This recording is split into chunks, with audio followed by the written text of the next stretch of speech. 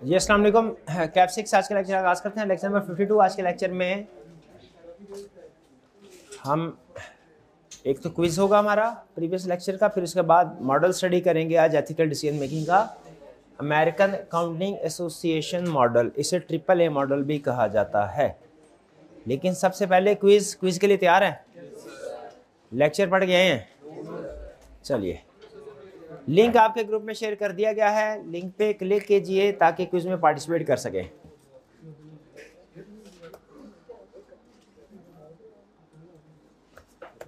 जी start करें quiz. क्यों नहीं करने क्लिक कर ली नहीं आपने? ज़्यादा टाइम है, चले कोई नहीं।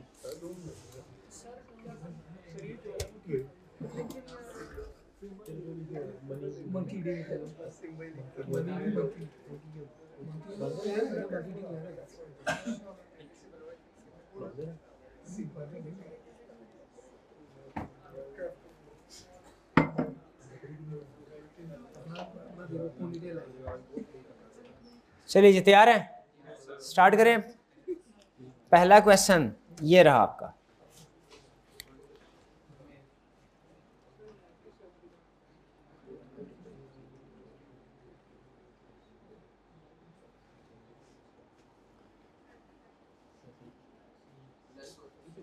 Why might employees feel more committed to ethical companies?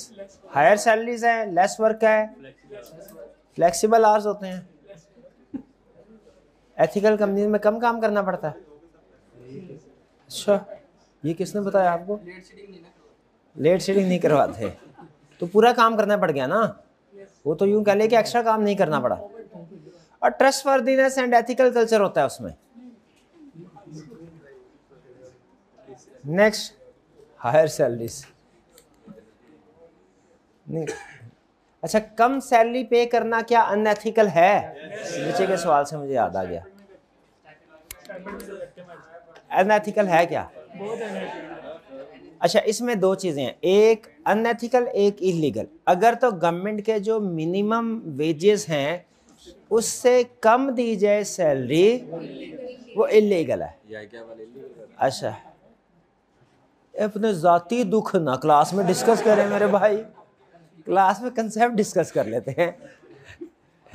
तो वो इलीगल हो गए। अच्छा, लेकिन याद रखें सम टाइम ऐसी सिचुएशन अराइज होती है, ये एक आगे क्वेश्चन आएगा, केस स्टडी आएगी, इसलिए उसको सामने रख के बोल। ऐसी सिचुएशन अराइज होती है, लीगल रिक्वायरमेंट्स पूरी हो रही हैं।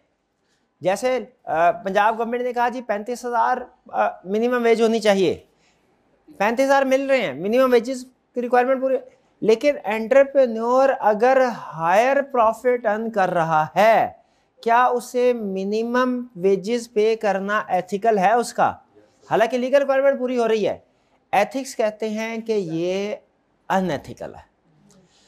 अगर प्रॉफिट बढ़ रहा है तो फिर इसका मतलब है जो वर्कर्स हैं इनके साथ प्रॉफिट शेयर होना चाहिए, इनकी रिम्यूनरेशन भी इंक्रीज होनी चाहिए। वरना लीगल तो है लेकिन एथिकल नहीं है। प्रॉफिट बढ़ रहा है लेकिन मिनिमम वेजेस पे कर रहे हैं जो रिक्वायर्ड बाय गवर्नमेंट है, हायर वेजेस पे नहीं कर रहे, हालांकि प्रॉफिट बढ़ रहा है। तो ये वो दो सवाल पूछेगा, इज इट लीगल? आप कहेंगे यस। फिर पूछेगा इज इट फेयर? आप कहेंगे नो, फेयर नहीं है। फेयर चीज क्या होती है? विन विन सिचुएशन इसी का नाम है ना, कि अगर एक बंदा प्रॉफिट में जा रहा है तो दूसरे भी प्रॉफिट में जाए, मतलब उनको भी बेनिफिट हो। ऑर्गेनाइजेशन में सबका, सारे स्टेक होल्डर का स्टेक होता है, इंटरेस्ट होता है ना। तो इसीलिए वो चूंकि बच्चे ने एक बच्चे ऑप्शन सेलेक्ट की थी तो वो मेरे जहन में आया, कंसर्न मैंने डिस्कस कर दिया। आगे चलते हैं।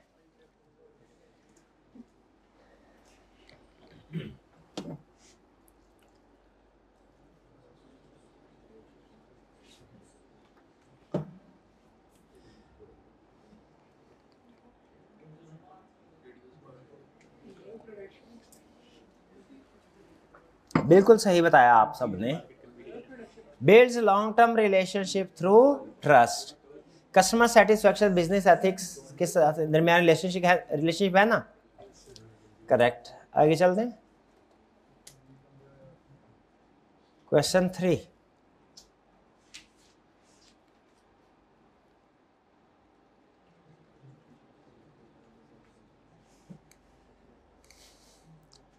What is the potential consequence of unethical business dear? Increase profit होगा। कॉन्सिक्वेंस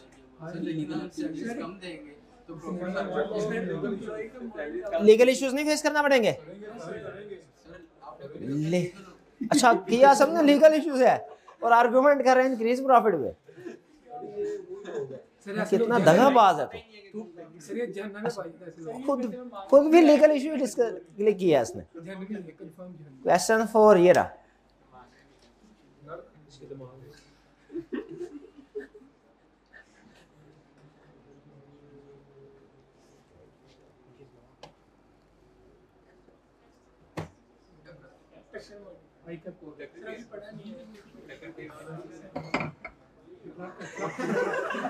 कोड ऑफ एथिक्स एक अप्रोच है। ये तीन इकट्ठी बैठे हुए हैं अभी। चले आगे चलते हैं। पैशनल एनालिसिस नहीं है approach. I cap code of ethics ethical issues को रिजॉल्व करने की अप्रोच है जरूर, हमारे सिलेबस में नहीं है। मैंने ये बताया था, ये नहीं मैंने बोला था अप्रोच ही नहीं है। अप्रोच है, हमारे सिलेबस में नहीं है।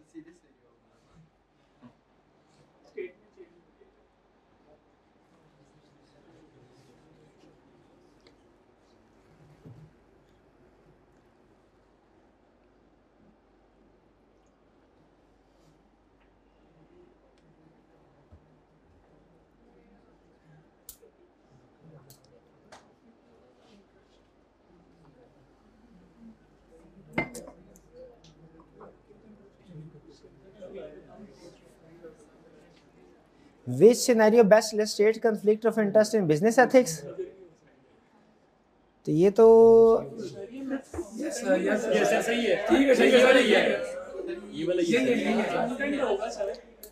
इनकाउंटेंट मैनिपुलेटिंग फाइनेंशियल स्टेटमेंट्स, ये भी कंफ्लिक्ट है। कंफ्लिक्ट है ना। Doctor performing surgery without consent, ये भी कंफ्लिक्ट है, लेकिन ये बिजनेस में नहीं है। कंफ्लिक्ट जरूर है, बिजनेस में नहीं है। डॉक्टर का बिजनेस है। हाँ चलिए ठीक है, ठीक है।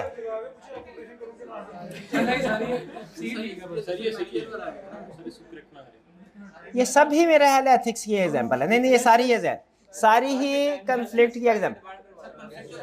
ये दोबारा इसको डिलीट करूं या सबको ओके कर?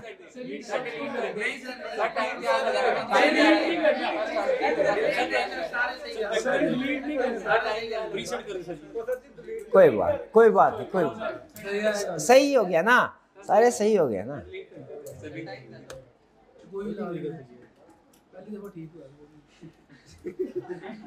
वो भी सबका ठीक हो गया।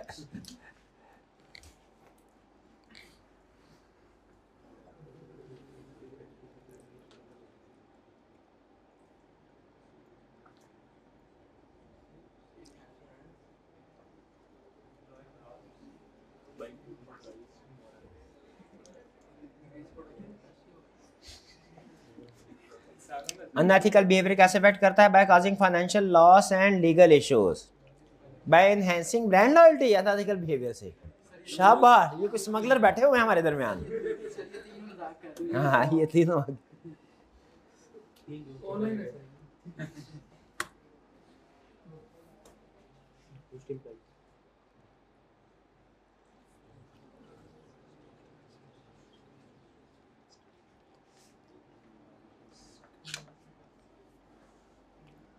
How does strong ethical culture influence investor behavior? Do you see long-term growth, minimize risk, increase legal risk, reduce profitability?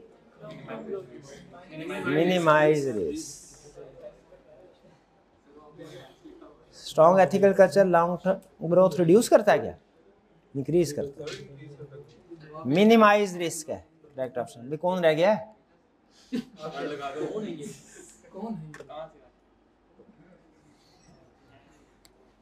Next second last question ये रहा।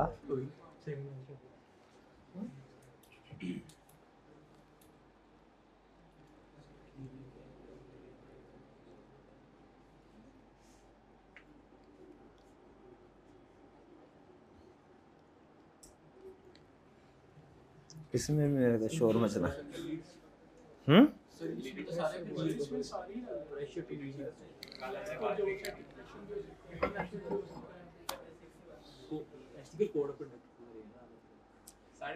सारे सही हैं।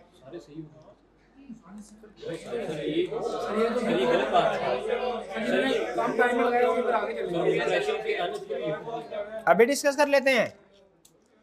Pressure to meet target, employee को प्रेशराइज किया जाएगा कि आपने टारगेट को अचीव करना है, सेल टारगेट इतना होना चाहिए, कम से कम इतनी सेल आप लेके आएंगे वरना आपको जॉब से निकाल दिया जाएगा।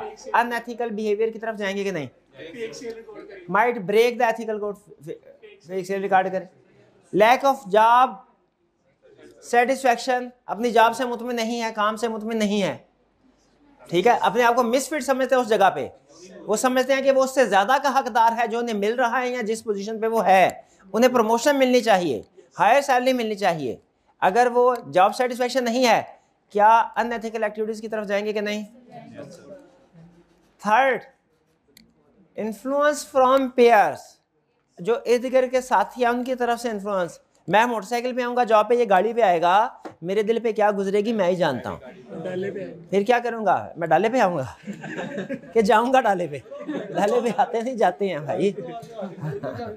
अनएथिकल बिहेवियर की तरफ जाऊंगा कि नहीं? जी बिल्कुल ऐसे, ठीक है। इसलिए ये रीजन भी बिल्कुल वैलिड है, इसलिए इनको ठीक किया है। मैंने पहले बोला था, मैंने सही गलत की तरफ नहीं, कंसेप्ट की तरफ जाना। मुझे आपके कौन जीता है कौन हारा मुझे इससे कोई लेना देना नहीं है। हाँ मुझे नहीं है, तो मैं कंसेप्ट की तरफ जाऊंगा। क्वेश्चन 9, बात का ऐसा कुछ बनाते हुए कुछ और सोच होती है जहन में, जब आपकी तरफ से आर्गुमेंट आता है तो फिर नई सोच भी आती है।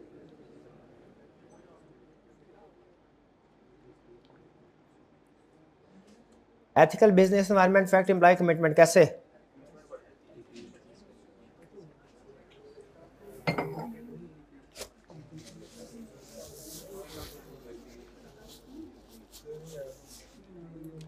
कमिटमेंट इंक्रीज हो जाती है जी, डिक्रीज ट्रस्ट। अच्छा वो अनएथिकल समझ रहे थे, हालांकि लिखा हुआ था एथिकल, अनएथिकल। पिछले सारे अनएथिकल के चले आ रहे थे ना, ये भी है।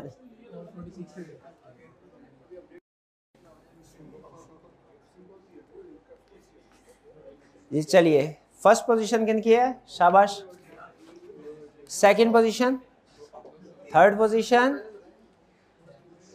Fourth position, fifth position, sixth position, seventh, eighth.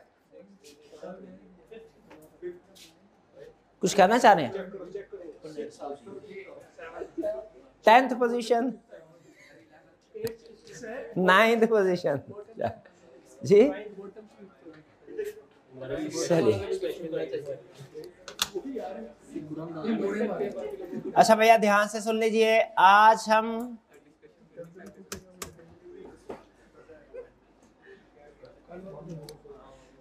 छोटे से डिसीजन को कॉम्प्लेक्स डिसीजन बनाने जा रहे हैं, सीख रहे हैं आम इंसान कैसे डिसीजन करता है और एक पढ़ा लिखा इंसान कैसे डिसीजन कर। ये जो अप्रोच बताई गई है आपको, एक पढ़े लिखे इंसान की है जो कि स्टेप बाय स्टेप डिसीजन करता है, सिस्टमैटिकली सोचता है, जिसे जो सुकरात की तरह, बुकरात की तरह सोचता है, फिलोसफर बन के सोचता है, जिससे सीधा पूछा जाए हाँ भैया रिश्वत लोगे, वो ये नहीं कहेगा नहीं, वो सोचेगा कि मेरे पास कितनी ऑप्शंस हैं, मेरे पास 2 ऑप्शंस है, मैं रिश्वत ले भी सकता हूँ, मैं रिश्वत नहीं भी ले सकता।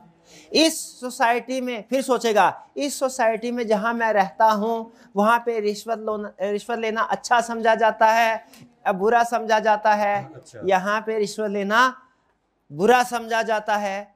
फिर सोचेगा अगर मैं रिश्वत लूँ तो इस पे मेरे क्या कॉन्सिक्वेंसेस होंगे, मेरी फाइनेंशियल प्रॉब्लम्स कुछ दूर हो जाएंगी, फाइनेंशियल गेन मिलेगा, मेरी फाइनेंशियल पोजीशन बेहतर होगी।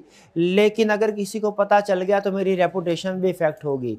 और अगर मैं रिश्वत नहीं लेता तो फिर मुझे क्या करना, फिर इसका क्या इफेक्ट होगा कि मेरे फाइनेंशियल प्रॉब्लम तो वही की वही रहेगी, लेकिन लो इमेज अच्छा हो जाएगा। रेपुटेशन अच्छी बढ़ जाएगी हैं।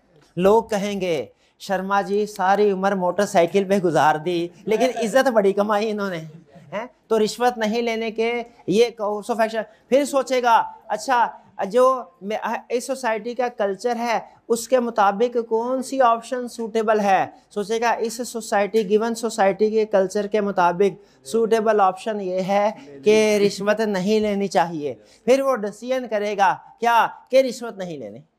नहीं सर ये डिसीजन नहीं होगा। ये डिसीजन आप परेशान ना हो मेरे भाई, ये डिसीजन सिर्फ वो लोग करते हैं जो एथिकली स्ट्रांग होते हैं, साउंड होते हैं। नहीं मैं पढ़ा लूँ मेरा भाई। तो बताना ये चाह रहा था कि एक डिसीजन जो कि फर्स्ट स्टेप में सिंगल स्टेप में भी हो सकता है इनफॉर्मली, लेकिन वही डिसीजन आपको स्टेप बाय स्टेप करवाया जाएगा, सिखाया जाएगा आपने स्टेप बाय स्टेप कैसे सोचना है। और कुछ स्टेप पे आके चौथे पांचवें स्टेप पे तो आके आप सोचेंगे इतने ज्यादा स्टेप्स की जरूरत क्या थी, पहले ही कह देते कि ये काम करना है। लेकिन यहाँ पे क्या मॉडल क्या करता है, आपको सिस्टमैटिक थिंकिंग सिखाता है, स्टेप बाय स्टेप किस तरीके से सोचना है। कुछ स्टेप्स आप समझेंगे, इनमें दरमियान में एक दो स्टेप्स के बारे में आप सोचेंगे ये गैर जरूरी हैं, एक दो स्टेप्स के बारे में आपको लगेगा ये रिपीट हो रहे हैं। लेकिन चाहे आपको लगे कोई स्टेप गैर जरूरी है, चाहे आपको लगे कोई स्टेप इररेलेवेंट है, रिपीट हो रहा है, उसके बावजूद आपने जब कभी अमेरिकन अकाउंटिंग एसोसिएशन मॉडल का क्वेश्चन उसने पूछा तो क्या करना है, इन्हीं 7 स्टेप्स में सॉल्व करना है। हेडिंग याद कर लेनी है और फिर इन्हीं हेडिंग्स के मुताबिक आपने हेडिंग, जब भी अमेरिकन अकाउंटिंग एसोसिएशन मॉडल पूछे हेडिंग्स आपकी सेम आएंगी हर क्वेश्चन में, लेकिन उसके अंदर जो इंफॉर्मेशन होगी, जो उसके अंदर एक्सप्लेनेशन होगी, वो क्या होगा, वो केस टू केस चेंज होती जाएगी। सीधी 2 हरफी बात नहीं कर देनी हमने कि रिश्वत नहीं लेनी, ना ना ना ना, उसका पहले ऑपरेशन करके आना है। और रिश्वत हाँ, तो उसके बाद हम इस नतीजे भाई ये बात समझ आई। डिसीजन जो है ना, जो 7th पॉइंट है, व्हाट इज द डिसीजन, ये आप केस पढ़ के आपको फौरन भी पूछा जाए ना कि इसमें क्या डिसीजन होना चाहिए एथिकली, आप फौरन बता सकते हैं, लेकिन नहीं बताना। क्या करना है, स्टेप बाय स्टेप। क्यों? क्योंकि हम अप्रोच के मुताबिक, उसने जिस अप्रोच के मुताबिक कहा है हम उस अप्रोच के मुताबिक सोचेंगे और उसके मुताबिक उसे सॉल्यूशन प्रेजेंट करेंगे। यानी इसमें अप्रोच अहम है, आउटकम अहम नहीं है। स्टेप्स लिखना सारे अहम है, मैं समझ रहे हैं। चलिए अब ये मॉडल है बेसिकली 3 मॉडल हैं। कोड ऑफ एथिक्स का एथिकल इश्यूज को रिजॉल्व करने का एक अपना तरीका है, अपनी अप्रोच है, वो आपने देखा होगा। वो बेसिकली 3 स्टेप्स में क्लासीफाई करता है अपनी अप्रोच को। नंबर 1 थ्रेट्स को आइडेंटिफाई कीजिए, नंबर 2 उनको वैल्यूएट कीजिए, number 3 course of action decide कीजिए क्या होगा। टकर मॉडल जो है वो 5 क्वेश्चन पे बेस कर रहा है। वो कहता है जी 5 क्वेश्चंस हों, इन 5 क्वेश्चंस के आंसर पहले लीजिए, फिर उसके बाद डिसीजन कीजिए, वो सही डिसीजन होगा। और जो अमेरिकन अकाउंटिंग एसोसिएशन मॉडल है ये 7 स्टेप्स कहते हैं, 7 स्टेप्स। ये 7 क्वेश्चंस नहीं है, 7 स्टेप्स है।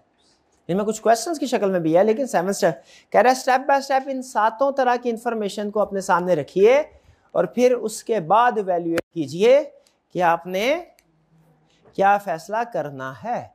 ठीक है, इनको हम अमेरिकन अकाउंटिंग एसोसिएशन मॉडल कहते हैं। हालांकि ये भी क्वेश्चन की शक्ल में ही है, क्वेश्चन की शक्ल में इसलिए लिखा गया, स्टेटमेंट बनाई गई है, हालांकि लाजमी नहीं है क्वेश्चन की शक्ल में हो, लेकिन सिर्फ ताकि आपके लिए ये इस फैसले पे पहुंचना आसान हो कि इसके अंदर लिखना क्या है। क्वेश्चन की शक्ल में स्टेटमेंट हो ना, तो फिर उसका आंसर आप सोच रहे होंगे तो आपको पता चल जाएगा आगे क्या लिखना है। इसलिए इनकी स्टेटमेंट क्वेश्चन की शक्ल में, लेकिन असल में ये 7 स्टेप्स हैं। तो क्लियर? तो जिस मॉडल पे के हिसाब से भी आप सेम इशू आप कोड ऑफ एथिक्स के हिसाब से सॉल्व कर रहे होंगे, डिफरेंट कंक्लूजन चाहे सेम आए तीनों में, लेकिन स्टेप्स डिफरेंट होगी। कोड ऑफ एथिक्स के डिफरेंट, टकर मॉडल के डिफरेंट और अमेरिकन अकाउंटिंग एसोसिएशन मॉडल के डिफरेंट। क्लियर? अच्छा अब जरा सुन लें, अमेरिकन अकाउंटिंग एसोसिएशन मॉडल के स्टेप्स कितने हैं। 7 स्टेप्स है, पहले तो 7 को अंडरलाइन कर लें। क्लियर?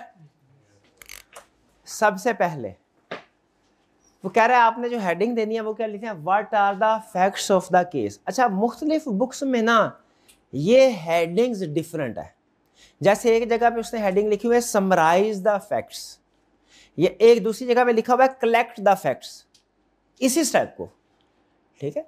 तो इसमें कहना क्या चाह रहा है कि स्टेप नंबर 1 में जो भी एथिकल इशू है ना, उससे रिलेटेड सारी रेलिवेंट इंफॉर्मेशन आप इकट्ठी करके यहां पे लिखें, ताकि डिसीजन करते हुए कोई भी एंगल छूट ना जाए। तो स्टेप नंबर 1 में हम क्या कर रहे हैं, facts, what are the facts of the case का मतलब क्या है, जो इशू है इसके की फैक्ट्स। आपके सामने बड़ी सी 4-5 पैराग्राफ की केस स्टडी होगी, आपने उसको 3-4 सेंटेंस के अंदर समराइज करना है, 2-3 सेंटेंस के अंदर समराइज करना है, कर सकते हैं।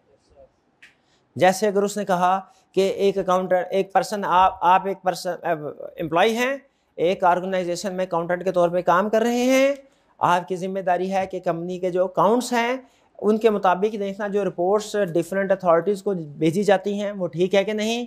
एक दिन आप यही चेकिंग कर रहे थे, आपके सामने एक अजीब चीज़ आई, आपने देखा कि जो रेगुलेटरी फाइलिंग की जा रही है, SCCP को रिपोर्ट फाइल की जा रही है, उसमें जो डाटा दिया गया है वो डिफरेंट है और कंपनी के इंटरनल रिकॉर्ड के मुताबिक एक्चुअल डाटा डिफरेंट है। अब आपको क्या करना चाहिए सोच रहे हैं, ठीक है। और फिर उसके बाद सिचुएशन में हो सकता है 1-2 करैक्टर मजीद ऐड कर दे कि ये डाटा प्रिपेयर किया है इसी कंपनी के CFO ने और आप काम कर रहे हैं अंडर CEO के अंडर काम कर रहे हैं, या फर्ज कीजिए कि आप वो किसी और डायरेक्टर के अंडर कह रहा है कि आप काम कर रहे हैं और जो रिपोर्ट प्रिपेयर कर रहा है ये कोई अलग पर्सन है, आप शायद इंटरनल डिपार्टमेंट में काम कर रहे हैं under direct supervision of board. तो क्या करना चाहिए आपको, ये सारी उसने इंफॉर्मेशन दे दी। अब इसको समराइज कैसे करेंगे आप, समराइज करें, क्या कोई स्टूडेंट इसको 2-3 सेंटेंसेस में समराइज कर सकता है सारी इंफॉर्मेशन को? क्या accountant found an inconsistent information, ठीक है, या accountant found an information which is inconsistent with regulatory filing या रिपोर्ट्स फाइल्ड विद रेगुलेटर। ये बेसिकली मेन आपने सारे कहानी की समरी बता दी 2-3 सेंटेंस के अंदर। समझ रहे हैं क्या किया हमने? स्टेप नंबर 1 में अमेरिकन काउंटिंग सिस्टम मॉडल क्या कहता है, स्टेप नंबर 1 में क्या करना है, gather all relevant information. Exam point of view में इसका मतलब क्या है, समराइज कर दे जो भी इश्यूज ने बताया, भाई 2 हरफी बात क्या कर रहा है, मसला क्या है वो यहां पे रखे, यानी समरी बनानी सीखी नहीं ना। लेकिन ये याद रखिए बड़ा पैराग्राफ नहीं होना चाहिए, ये 2-3 लाइन से ज्यादा नहीं होनी चाहिए। एग्जाम में क्वेश्चन पूछेगा 6-7 नंबर का क्वेश्चन पूछेगा, इसका मतलब हर एक स्टेप का आधा नंबर तो हेडिंग लिखने का हो जाएगा, आधा नंबर आगे लिखने का होगा। आधे नंबर के लिए ये ना हो आप आधा सफा लिख दे। तो 2-3 सेंटेंस से ज्यादा फैक्ट्स या समरी नहीं लिखनी। पहला स्टेप क्लियर हो गया, कोई कंफ्यूजन नहीं है तो टिक करें। स्टेप नंबर 1 समरी लिख दे। समरी बनाने का बेहतरीन तरीका पता है क्या, पूरा क्वेश्चन पढ़ के आंखें बंद करके उसको रिपीट करें, जो कुछ आपके जहन में आ रहा होगा वो समरी है। क्योंकि आपका माइंड ऑटोमेटिकली जो इररेलेवेंट इंफॉर्मेशन होती है ना, जो उसको आउट कर देता है, उसको फिल्टर कर देता है। जैसे कोई भी आप मूवी देख लें, उसके बाद 3 घंटे देख लें, उसके बाद जब आंखें बंद करके उसको रिवाइज करें क्या क्या हुआ था, आपके जहन में सिर्फ मेन इवेंट्स आएंगे, वही समरी है, वही समरी है। दूसरा, what are the ethical issues in this case. भाई ये केस इसमें एथिकल इशू क्या है, क्या कोई एथिकल इशू है, क्या है? हाँ जी, regulatory, false reporting with regulators. हमारी वाले एग्जांपल में एथिकल इशू क्या है, फॉल्स रिपोर्टिंग विद। कभी कहेगा कि चोरी हुई है और सीईओ ने आपसे कहा भाई ये चोरी के बारे में किसी को ना बताना, तुम्हें 10% शेयर मिल जाएगा, उसमें एथिकल इशू क्या है?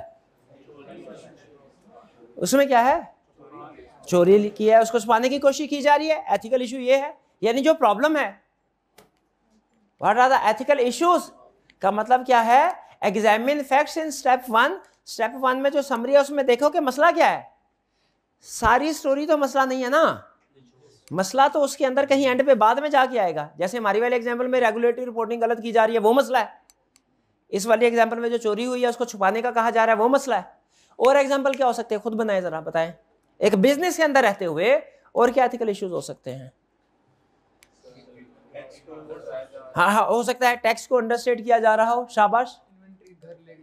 इन्वेंट्री चोरी करके ले जा, ये एथिकल इशू हो सकता है। पहले पूरी कहानी बताएगा, उसके अंदर एथिकल इशू।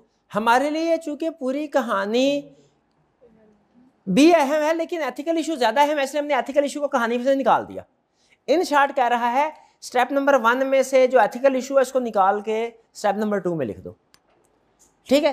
अच्छा, मेरा आपसे एक सवाल है, अगर सिर्फ एथिकल इशू को आइडेंटिफाई करना था तो डायरेक्ट क्वेश्चन में से एथिकल इशू निकाल के स्टेप नंबर 2 से ही कहानी क्यों नहीं शुरू कर दी?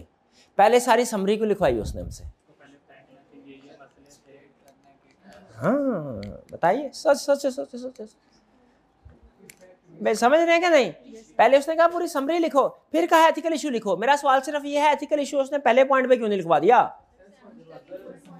7 स्टेप भी पूरे करने थे। हाँ, लेकिन 7 स्टेप की भी एक रीजन वो ये है, आगे चल के आपको बताएगा कि एथिकल इश्यूज आपने सिर्फ किसी एक पार्टी के पॉइंट ऑफ व्यू से नहीं देखना होता।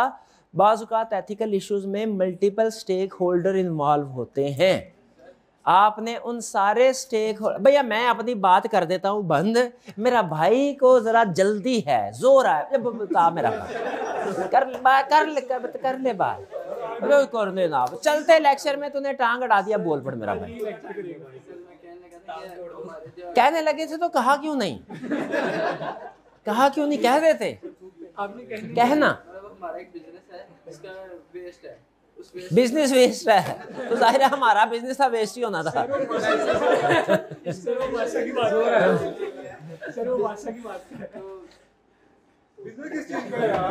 बोलना आगे क्या नाम निकालते हैं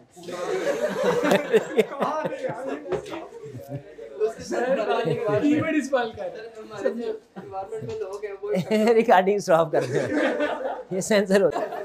जी बिल्कुल, वे इन्होंने जो समरी बताई हमें, जो इनका इशू था वो ये, उन्होंने कहा नहीं, बिल्कुल अच्छी एग्जांपल दी उन्होंने कहा समटाइम्स सर ऐसा होता है कि कुछ इंडस्ट्रियल जो कंपनीज होती हैं या इंडस्ट्रीज होती हैं वो एनवायरमेंटल पोल्यूशन का बायस बनती हैं। तो अगर गवर्नमेंट ने उनके ऊपर कुछ ऐसी रेगुलेशन लगाई हुई है कि फॉर एग्जांपल आप एक सर्टेन डे में इससे ज़्यादा कार्बन एमिट नहीं कर सकते, या अगर आप कार्बन एमिट करते हैं तो आपको काउंटर मेजर के तौर पे कुछ एक्शन लेने चाहिए, जैसे मशीनरी एडवांस होनी चाहिए आपके पास, या आपने कोई ट्री की प्लांटेशन वगैरह के लिए फिल्ट्रेशन के लिए कोई मैयर्स लेने हैं और कंपनी वो मैयर्स नहीं लेती, क्या ये भी एक एथिकल इशू होगा? बिल्कुल, ये भी एक एथिकल इशू की एग्जांपल है। बिल्कुल, तो आप what are the facts of the case में इसके सारे फैक्ट्स बता देंगे और फिर इसके बाद what are ethical issue in the case में ये बताएंगे कि क्या ये जो कार्बन एमिट हो रहा है गवर्नमेंट के सेट लिमिट से ज़्यादा, ये हमें रिपोर्ट करना चाहिए कि नहीं करना चाहिए। ठीक है, देखिए अमूमी तौर पे जो आपके एथिकल डिसीजंस होते हैं उनका कंक्लूजन नहीं होता है कि क्या आपको जो भी उस सिचुएशन में ऑफर की जा रही है आपको उसको एक्सेप्ट करना चाहिए या नहीं करना चाहिए, या जो इशू आपके सामने आया है उसे आपको रिपोर्ट करना चाहिए या नहीं करना चाहिए। अमूमी तौर पे जो डिसीजंस होंगे आप देखेंगे केस स्टडी में वही होते हैं। बहरहाल 2 स्टेप्स क्लियर हो गए, what are the facts of the case, facts of the case किस लिए, और उसके बाद इशूज। इशू से पहले पूरे कंप्लीट फैक्ट्स किस लिए, ताकि आपके सामने सारे स्टेक होल्डर आ जाएं कि कौन कौन स्टेक होल्डर हैं। सीईओ का पर्सपेक्टिव आ गया, डायरेक्टर्स का आ गया, फिर इसके बाद हो सकता है शेयर होल्डर को भी इफेक्ट कर रही हो ये चीज़, जैसे ये जो इन्होंने कार्बन एमिशन वाली बात की है ये सोसाइटी को भी इफेक्ट कर सकती है। सोसाइटी भी एक रेलिवेंट स्टेक होल्डर है, गवर्नमेंट भी है और कंपनी के अंदर एम्प्लॉयज वगैरह भी हैं। तो सबसे पहले basic facts of the case ये आपको केस के अंदर से ही मिलेंगे, फिर एथिकल इशू ये भी केस के अंदर मौजूद होगा। क्लियर? अगर फैक्ट्स ऑफ द केस फर्ज कीजिए 3 लाइंस में है तो एथिकल इशू याद रखें हमेशा अमूमी तौर पे 1 लाइन में होगा। हाँ, अगर किसी क्वेश्चन में एथिकल इश्यूज ज़्यादा हैं, एथिकल इशू, तो आप एक एक करके उनको रिपोर्ट कर देंगे। जैसे एक केस स्टडी में उसने कहा कि कोई कंपनी इलीगल एक्टिविटी कर रही थी, आपको पता चल गया, अब आपको ऑफर दी गई है कि आपकी प्रमोशन कर दी जाएगी। अब आपको भी पता है कि ये प्रमोशन ड्यू होती है 5 साल के बाद, आपको तो अभी 1.5 साल हुआ है, तो ये प्रमोशन आपको इसी वजह से दी जा रही है ताकि आप उसको रिपोर्ट ना करें। तो इसमें दो एथिकल इशू है। नंबर 1, क्या ये वायलेशन रिपोर्ट करनी चाहिए कि नहीं। नंबर 2, क्या प्रमोशन को एक्सेप्ट करना चाहिए या नहीं। तो आप एथिकल इश्यूज में इन दोनों को डिस्कस कर सकते हैं। क्लियर? पहला point clear. American counting association model में स्टेप नंबर 1 में क्या करना है, फैक्ट्स की समरी। स्टेप नंबर 2 में क्या करना है, एथिकल इश्यूज। अच्छा बताइए, अब आगे अगले स्टेप पे हम एथिकल इशू लेके चलेंगे या सारे फैक्ट्स को? एथिकल इश्यूज सुली तौर पे। तो देखते हैं आगे क्या कहता है। कहता है step number 3, what are norms, principle or values related to case. इसका ताल्लुक norm, ethics, values relates directly हमारे केस से नहीं है। इसका ताल्लुक उस सोसाइटी से है जिसके अंदर ये वक़ूआ हुआ है। वो कहता है हर सोसाइटी के जो एथिक्स नॉर्म्स होते हैं ये डिफरेंट होते हैं। एथिकली क्या दुनिया में सारी कंट्रीज के एथिकल स्टैंडर्ड सेम है? नहीं। पाकिस्तान में इवन अगर क्या सब के एथिकल स्टैंडर्ड एक जैसे हैं? ऐसे नहीं। Ethical standard country to country, person to person vary. जैसे एक जब मैं पढ़ रहा था कि सम टाइम ऐसा होता है, एक जापानी ने, जापान के एथिकल स्टैंडर्ड आपको पता है कंपैरेटिवली दुनिया में स्ट्रॉन्गेस्ट एथिक्स समझे जाते हैं। उसने सिर्फ इस वजह से कि एक पर्सन ने उससे एड्रेस पूछा, रास्ता पूछा और उसने गलत बता दिया, इस वजह से सुसाइड कर ले। ठीक है? और हमारे यहाँ तो हमारे यहाँ 3 लोगों से रास्ता पूछने घूम फिर के उधर ही आ जाएंगे। ये था मुझे आज तक याद है। फॉर्म में बाजू का आपको दूसरे शहरों में जाना होता है ना, तो रास्तों का अंदाज़ा नहीं होता। उस वक्त ये गूगल मैप वगैरह भी नहीं होते थे। तो मैनेजर थे और मैं एक दूसरे शहर में, जॉब थी हमारी बेसिकली ऑडिट के दौरान में, तो जा रहे, तो वहाँ पे रास्तों का अंदाज़ा नहीं था। पूछते पूछाते एक जगह पे पहुँच गए, तो एक सड़क थी, तो आगे से हमें सड़क टर्न कर रही थी, हमें कंफर्म नहीं था आगे जाके सड़क रास्ता है कि नहीं, बंद तो नहीं है। तो साइकिल वाला उधर से निकला था, तो उससे हमने पूछा भाई क्या आगे रास्ता है निकलने का? उसने कहा बिल्कुल रास्ता है निकलने का। हम आगे चले गए, टर्न लिया तो पता चला साइकिल निकलने का रास्ता था। गाड़ी निकलने का नहीं था, लेकिन उसने बड़े मुतमिन अंदाज में हमें बता दिया रास्ता था। बिल्कुल बात सही है, रास्ता था। जितना को हमने सवाल पूछा था उसने उतना को सही बताया था।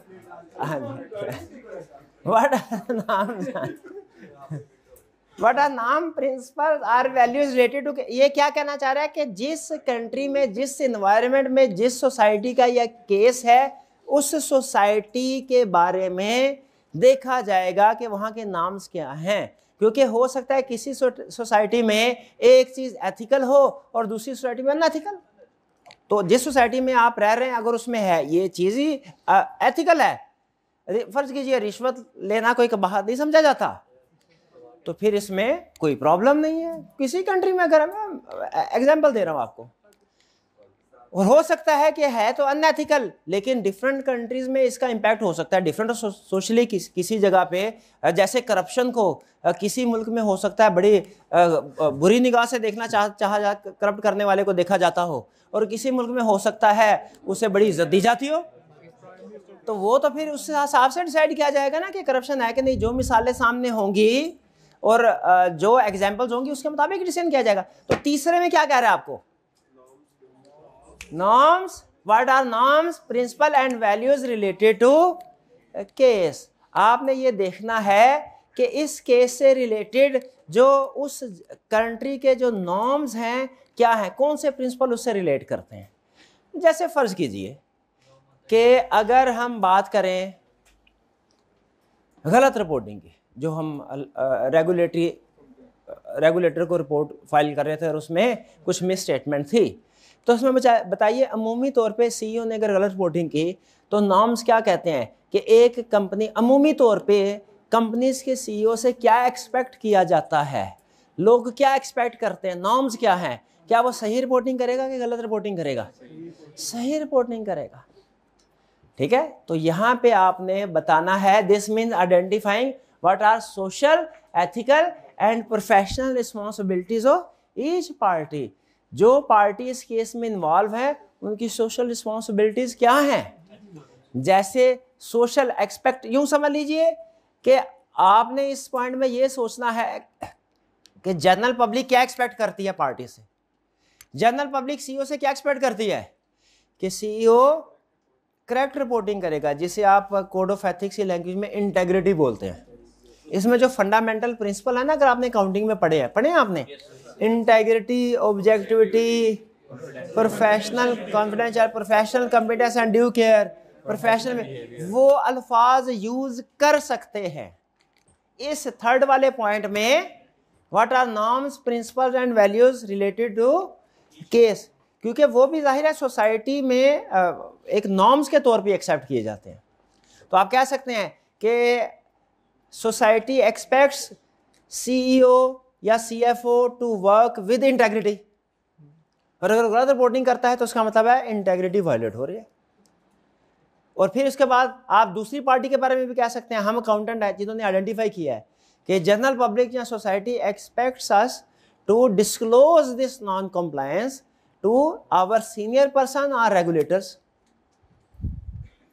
ये है एक्सपेक्टेशन के जनरल पब्लिक की एक्सपेक्टेशन क्या है, या उस कंट्री में जनरल नॉर्म्स प्रिंसिपल्स क्या है, क्या होना चाहिए। व्हाट आर नॉर्म्स, प्रिंसिपल और वैल्यूज रिलेटेड टू केस, समझ आया। फिर से पहले सबसे पहला स्टेप क्या था, what are facts of the case, क्या करना है, समराइज करना है फैक्ट्स। दूसरा एथिकल इशू बताना, क्या कि इस केस स्टडी के अंदर क्या प्रॉब्लम है, इस सिचुएशन के अंदर एथिकल इशू क्या है। तीसरे चीज में क्या बताना है, एक्चुअल इशू क्या है, कि जनरल पब्लिक क्या एक्सपेक्ट करती है हमसे, अवाम क्या एक्सपेक्ट करती है, इस मुल्क के में नॉर्मल स्टैंडर्ड्स क्या हैं एथिक्स के, उनके मुताबिक हमें क्या करना चाहिए।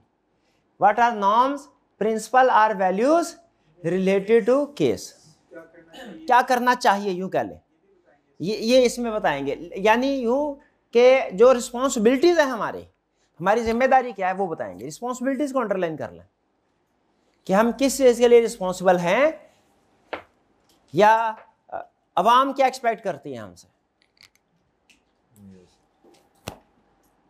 क्या उस जगह पे हमारी जो कंपनी की तरफ से जिम्मेदारियां हैं वो क्या हैं, क्या क्या इसको डिस्क्लोज करना हमारी जिम्मेदारी है भी कि नहीं, ये भी तो देखना चाहिए। अगर हम इंटरनल डिपार्टमेंट में है तो मे भी हमारी रिस्पॉन्सिबिलिटी हो कि जो भी नॉन कंप्लायंस वगैरह होती है उसको हमने डिस्क्लोज करना है, ठीक है। लेकिन अगर फर्ज कीजिए कोई गार्ड है, उसे अगर कोई वायलेशन ऑफ लॉ नजर आती है, क्या उससे एक्सपेक्ट किया जाएगा, नहीं, एक्चुअली मे भी उससे एक्सपेक्टेशन ना हो। हाँ, कंपनी के अंदर कोई ना कोई फिर दूसरा सिस्टम जरूर ऐसा होगा जिसके जरिए से, जैसे विसल ब्लोइंग है, प्रोसीजर होते हैं ना, जिसके जरिए से वो अनएथिकल एक्टिविटीज अगर आ रही हैं तो रिपोर्ट करें या किसी को चुपके से बता दें। लेकिन देखना यह है कि क्या इस वायलेशन को रिपोर्ट करना हमसे एक्सपेक्टेड है भी कि नहीं, या अगर रिपोर्ट करना एक्सपेक्टेड है तो इसके अलावा क्या क्या एक्सपेक्टेशन है। Clear, third point. Fourth, what are alternative course of action or options. आपके पास अल्टरनेटिव कोर्स ऑफ एक्शन या ऑप्शंस कौन कौन सी हैं, ठीक। इस केस में जैसे हमने कहा अकाउंटेंट ने कोई डिस्क्रिपेंसी फाइंड आउट की है, अल्टरनेटिव कोर्स ऑफ एक्शन क्या क्या है आप बताइए। नंबर 1 डिस्क्लोज कर दे, किसको, सीईओ को जिसने वायलेट किया है, एक ये भी ऑप्शन है, और किसी को, डायरेक्टर्स को, हायर मैनेजमेंट को, ये भी एक ऑप्शन है, और रेगुलेटरी अथॉरिटीज को, ये भी एक ऑप्शन है। एक और ऑप्शन भी है, डिस्क्लोज ही ना करे, ये भी एक भाई ऑप्शन तो है ना, करनी चाहिए कि नहीं अलग बात है। अच्छा, ये जहन में रखिएगा, ये जो व्हाट आर नॉर्म, प्रिंसिपल और वैल्यूज है ना, ये बेसिकली एक तरह से समझिए ये एक फिल्टर है, या वो कहना चाहिए ये एक छलनी है। छलनी समझते हैं क्या कहते हैं, छलनी बोलते हैं ना उसको, कौन सी वाली, छाननी, छनकना नहीं, वो और होता है भाई, ऐसे ना करें। इतने पेयर ऑफ वर्ड्स उर्दू के मैंने पढ़े हुए हैं कि डिफरेंस बिटवीन छाननी एंड छनकनी पता है, तो वो छाननी होती, जिसमें क्या कहते हैं आटा वगैरह छानते हैं ताकि आटे के अंदर कोई कंकर वगैरह है वो अलग हो जाए और आटा साफ सुथरा नीचे। ये जो नॉर्म्स, प्रिंसिपल, वैल्यूज है ना, ये वो छानने की तरह। स्टेप नंबर 4 में आपके पास सारी ऑप्शंस हैं। भाई ऑप्शन समझ आ गई हैं? स्टेप नंबर 5 में आप क्या करते हैं, इन सारे अल्टरनेटिव कोर्स ऑफ एक्शन या ऑप्शंस को इस वाले छानने में डालेंगे और हिलाएंगे, फिर क्या होगा, हाँ जो वाले ऑप्शन विच, फिर जो कुछ ऑप्शंस मैच करेंगी आपके नॉर्म्स, प्रिंसिपल और वैल्यूज के साथ और कुछ नहीं करेंगी। जो ऑप्शन मैच करेंगी वो तो नीचे निकल जाएंगी और बाकी ऊपर ही रुक जाएंगी। यानी इस स्टेप में आपके पास 4 ऑप्शन है ना, तो हो सकता है इस स्टेप में आके आपके पास 2 ऑप्शन हो जाए। क्यों? क्योंकि आपने अवेलेबल ऑप्शंस को अपने जो नॉर्म्स या प्रिंसिपल के जरिए से गुजारा, तो पता चला कुछ कोर्स ऑफ एक्शन है जो आपके नॉर्म्स, प्रिंसिपल या वैल्यू से मैच करते हैं और कुछ ऐसे हैं जो उसके साथ मैच नहीं करते, और दोनों को अलग अलग कर दिया। क्लियर? अब आगे कौन से वाले कोर्स ऑफ एक्शन चलेंगे भला, जो मैच कर गए हैं। स्टेप नंबर 5 पे पहुंच गए, फिर से चलें। स्टेप नंबर 1 में क्या हुआ, फैक्ट्स समराइज किया हमने। स्टेप नंबर 2 में क्या हुआ, एथिकल इशू फाइंड आउट किया। स्टेप नंबर 3 में किस लिए, नॉर्म्स वाला। एथिकल वैल्यूज क्या है, हमसे क्या एक्सपेक्ट किया जाता है, हमारा बिहेवियर कैसा होना चाहिए, ये नॉर्म्स वैल्यूज किस काम आएंगी, बाद में अवेलेबल ऑप्शंस को फिल्टर आउट करने के लिए। स्टेप नंबर 4 में क्या किया, all available course of action, चाहे इसमें गुड है चाहे बैड है, ये ध्यान में रखिएगा। स्टेप नंबर 4 में वो कह रहा है this involve stating each possible course of action whether appropriate और इनएप्रोप्रिएट। जैसे अभी एक ऑप्शन भाई ने बताई थी कि वो चुप रहे, कुछ भी ना करे, ये भी एक ऑप्शन है, ठीक है, यही ना, लेकिन ऑप्शन तो आपने इसको देखें, आप किसी ऑप्शन को इस अप्रोच के मुताबिक किसी ऑप्शन को सिर्फ इस वजह से रूल आउट नहीं कर रहे कि वो सही नहीं है, बल्कि आप उसको बाकायदा एनालाइज करके कि अगर उसे करते हैं तो उसके आफ्टर इफेक्ट्स क्या होंगे, उसके बाद रूल आउट कर रहे हैं।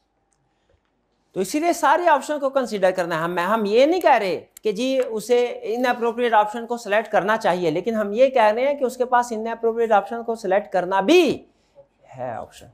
एक बंदे से अगर अनएक्सपेक्ट नहीं किया जा रहा, ये डिस्क्लोज करेगा, करे, और वो डिस्क्लोज ना करे तो ये अनएथिकल। एक बंदे से अगर एक्सपेक्ट नहीं किया जा रहा लेकिन उसके सामने कोई अनएथिकल एक्टिविटी आ जाती है, देखिए उसकी रिस्पॉन्सिबिलिटी नहीं है, लीगल रिस्पॉन्सिबिलिटी तो कोई नहीं है, लेकिन फिर भी उसको डिस्क्लोज करना चाहिए, एथिक्स के मुताबिक उसे डिस्क्लोज करना चाहिए।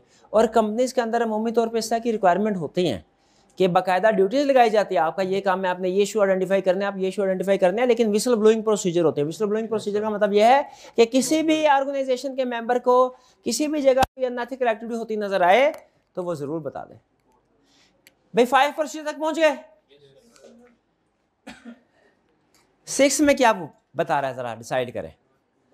What are the consequences of each possible course of। अच्छा यहाँ पे ना एक मेरा आई कैप की अप्रोच के साथ थोड़ा सा इख्तलाफ है यहाँ पे, वो मैं आपके सामने रख देता हूँ, दोनों में से जिसको आप मुनासिब समझे कर सकते हैं डाउट। मेरा ये ख्याल है ये जो है ना what are the consequences of each possible course of action, इसमें सिर्फ उन्हीं कॉन्सिक्वेंसेस या ऑप्शन का डिस्कस करना चाहिए जो के फिल्टर हो चुके हैं, जो नॉर्म्स के मुताबिक है। लेकिन आई कैप की बुक में जो उसने एग्जांपल दी है उसमें इसने ऑल पॉसिबिलिटीज को डिस्कस किया है, यानी जो स्टेप नंबर 4 में है, स्टेप नंबर ऑल पॉसिबल, यहाँ पे 4, जबकि हमारे ख्याल में, मेरे ख्याल में इनमें से उन्हीं को कॉन्सिक्वेंस को डिस्कस करना चाहिए जो कि मैच करता है। लेकिन बहरहाल हम आई कैप को फॉलो करेंगे, इसलिए वो कॉन्सिक्वेंसेस जो मैच करते हैं उनको भी और जो नहीं करते उनको भी आपने डिस्कस करना है। क्लियर? कि अगर सिर्फ आप मुझे ये बताइए, यहाँ पे ऊपर 2 ऑप्शन थी 4 में, रिश्वत ले भी सकते हैं नहीं भी ले सकते। स्टेप नंबर 3 में हमने लिखा था रिश्वत लेना बुरा समझा जाता है। 3 में क्या लिखा हमने, इस सोसाइटी में रिश्वत लेना बुरा समझा जाता है। चलें शुरू से करते हैं। What are the facts of the case. हमें एक फाइल पास करने के लिए ऑफर की एक बंदे ने, कॉन्ट्रैक्ट बिल्डर था, कि आपको 10 लाख रुपया दिया जाएगा। इसमें एथिकल इशू क्या है, रिश्वत ऑफर की गई है। नॉर्म्स प्रिंसिपल और वैल्यूज क्या है? हमारी पोजीशन सोसाइटी में रिश्वत लेना बुरा समझा जाता है और हमारी पोजीशन में भी लोग एक्सपेक्ट करते हैं कि हम न्यूट्रल होकर डिसीजन करेंगे लोगों की सेफ्टी को सामने रखते हुए। स्टेप नंबर 4 में अल्टरनेटिव कोर्स ऑफ एक्शन क्या है? नंबर 1 एक्सेप्ट कर लें रिश्वत, नंबर 2 रिजेक्ट कर लें। Which alternative course of action match with norms? Reject करना match with norm. What are the consequences of each possible course of action? रिश्वत एक्सेप्ट करते हैं, फाइनेंशियल गेन है, लेकिन सामने लोगों को पता चला रेपुटेशन इफेक्ट होगी।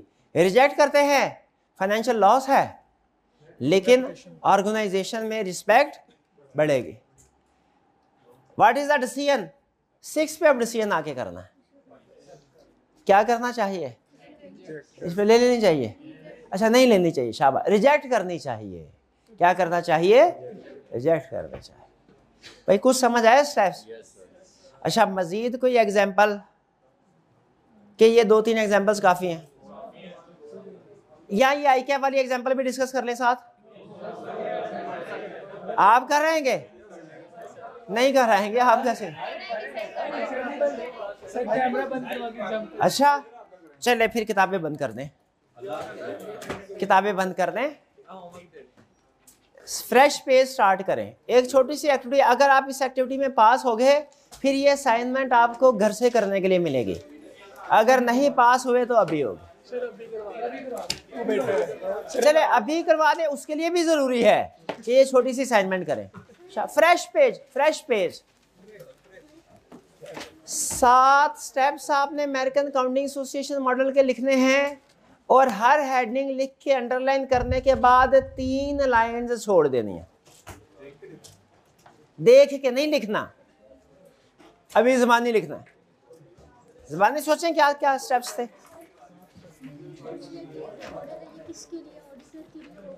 नहीं ये किसी के लिए भी हो सकता है। अच्छा स्टूडेंट का क्वेश्चन है, सर ये जो डिसीजन मेकिंग है ये किसके पर्सपेक्टिव से होगी?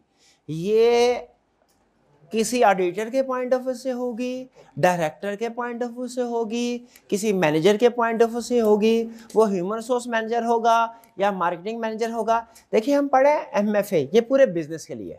वो किसी भी डिपार्टमेंट के किसी भी एम्प्लॉय की एग्जांपल रख के आपसे पूछ सकता है। हमें इससे गर्ज कोई नहीं है डिपार्टमेंट कौन सा है, हमें इससे गर्ज कोई नहीं है एम्प्लॉय कौन सा है, पोजीशन कौन सी है, हमें इससे भी गर्ज नहीं है एथिकल इशू कौन सा है। हमें किससे गर्ज है? स्टेप्स से। हमने उसका एनालिसिस करना है डिफरेंट स्टेप्स में। जॉब के लिए कैंडिडेट्स के एप्लीकेशन आप स्कैन कर रहे थे, उसमें आपको अपने दोस्त की एप्लीकेशन भी मिल गई। अब एक सूटेबल कैंडिडेट है जो उससे ज़्यादा क्वालिफाइड एक्सपीरियंस है, दूसरी तरफ आपका दोस्त है, ये भी हो सकता है आपको एथिकल इशू दे। क्या इसमें भी एथिकल कॉन्फ्लिक्ट नहीं है? बिल्कुल है।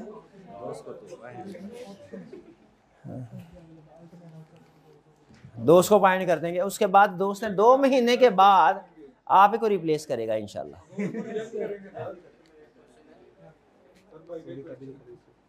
पहले ये लिख ले जो भी बोले।